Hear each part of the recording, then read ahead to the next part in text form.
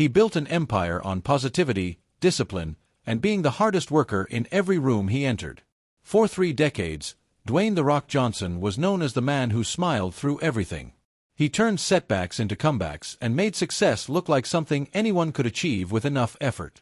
But what happens when someone challenges all of that? What happens when the most positive man in Hollywood is pushed to a point where positivity alone isn't enough? On this particular morning on The View, Joy Behar was about to find out. She came prepared with questions meant to challenge everything Dwayne Johnson stood for. What she didn't expect was how strongly he would respond. The studio felt different the moment he walked out. It wasn't just his size. At 6 feet 5 inches and over 250 pounds, he naturally stood out. It was something else, a presence that drew everyone's attention. Cameras, hosts, and audience members all focused on him. At 53 years old, Dwayne Johnson had done what few people ever could. He went from professional wrestling to becoming the highest-paid actor in Hollywood. He built successful businesses in tequila, energy drinks, and athletic wear. He had over 300 million followers on social media. By almost any measure, he was one of the most successful entertainers of his time. But that day, his usual confidence was about to be tested. "Dwayne Johnson, welcome to The View," Whoopi Goldberg said as the applause faded. "Thank you, Whoopi. Thank you, ladies. And thank you to everyone here," Dwayne replied with a warm smile, greeting the audience. "I love this show. You always keep it real, and I respect that." Speaking of keeping it real, Joy Behar cut in, her tone shifting the mood. "Let's talk about your brand. You've built this entire image around positivity and hard work, but some people are starting to wonder, is it genuine or is it just very smart marketing?" The question changed the atmosphere instantly. Dwayne kept his smile, but his expression tightened slightly. "That's an interesting way to start," he said calmly. "What makes you think it's not genuine?" Joy didn't hesitate. "Let's be honest, nobody is that positive all the time. Waking up at 4 in the morning every day, always motivated. It feels like a performance. A very successful one, but still a performance." Dwayne leaned back, studying her. "So, because I choose to be positive, it must be fake. I'm saying authenticity has become a brand, and you've mastered it." The conversation was no longer light or casual. Sarah Haynes tried to ease the tension. "I think what Dwayne has accomplished is inspiring to a lot of people." "Exactly," Joy said, "inspiration sells. I'm just asking what's underneath it." Dwayne paused. When he spoke again, his tone had changed. "You want to know what's underneath it? Let me tell you." He leaned forward. "In 1995, I was living in a small apartment with my girlfriend. I had just been cut from the Calgary Stampeders. My football dream was over. I had $7 in my pocket. Just 7. And I sat there and cried, not because I was sad, but because I had no idea what I was going to do next. The room went completely quiet. I fell into real depression. The kind where you don't want to get out of bed. The kind where you start wondering if the world would be better off without you. I was 23 and I felt like my life was already over." No one interrupted. "So when you ask if my positivity is fake, understand this. I built it piece by piece because the alternative was losing everything. I choose positivity because I know what it feels like to have none." Joy listened, then responded carefully. "That's powerful, but that was 30 years ago. At some point, doesn't that story become outdated?" Dwayne raised an eyebrow. "Outdated? You think struggle has an expiration date?" Dwayne continued. "You've been successful for decades. That story has also become part of your brand, merchandise, speeches, social media. At what point does sharing your pain become using it?"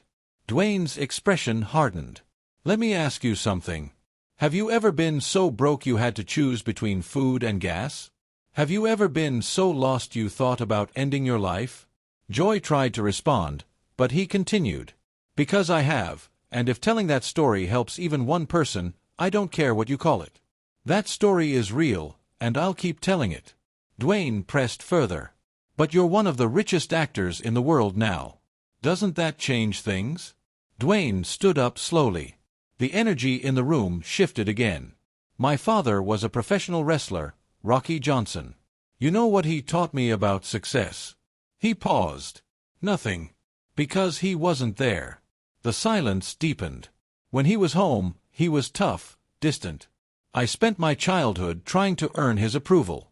He died in 2020. Heart attack. And I felt relief, then guilt, then grief. That's my perspective. He continued, his voice steady but emotional. I come from a wrestling family. My grandfather was a legend. My father was a legend. But when I started, people booed me. They chanted, "Rocky sucks." I had to build everything myself.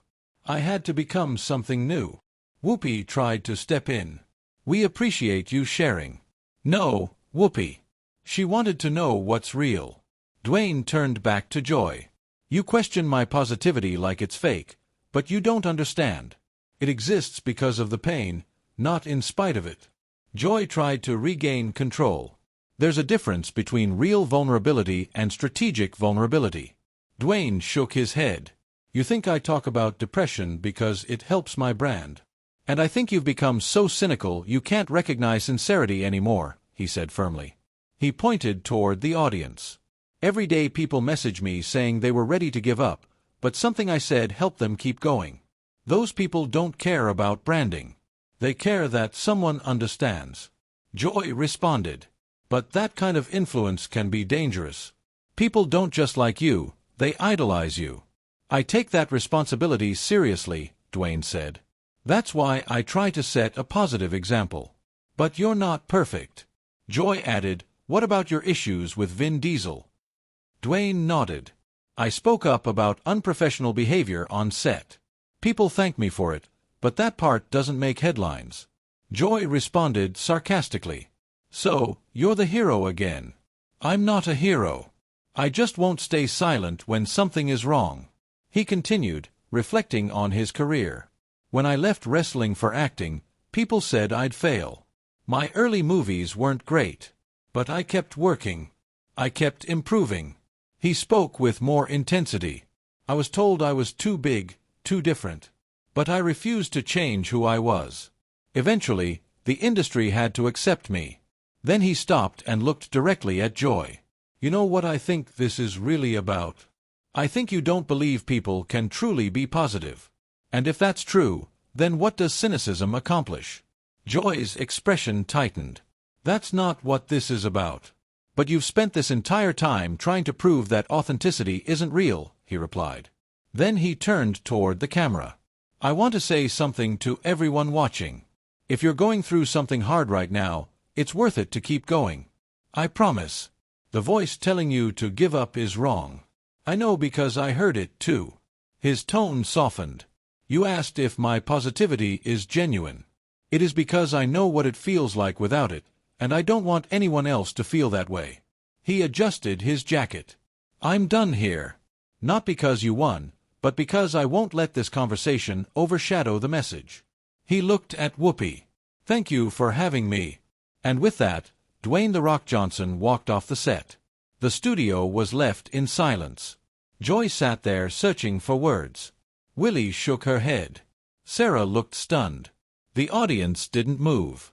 What began as a tough interview turned into something much deeper. It became a moment about struggle, resilience, and what it really means to keep going. In the days that followed, the interview spread everywhere. Not just because of the confrontation, but because of what it revealed. That even the strongest people carry pain. That positivity is not about avoiding hardship, but choosing to move forward anyway. Later, Dwayne addressed the moment online with calm and respect. He spoke about protecting your peace and knowing when to walk away.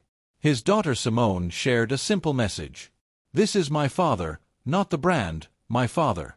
And I've never been more proud. That was the real story. Not the fame, not the business empire, but the man behind it all. A man who rebuilt himself and chose to keep going. What do you think about this confrontation? Was Joy Behar out of line, or was she just asking tough questions? Share your thoughts below and don't forget to subscribe for more stories like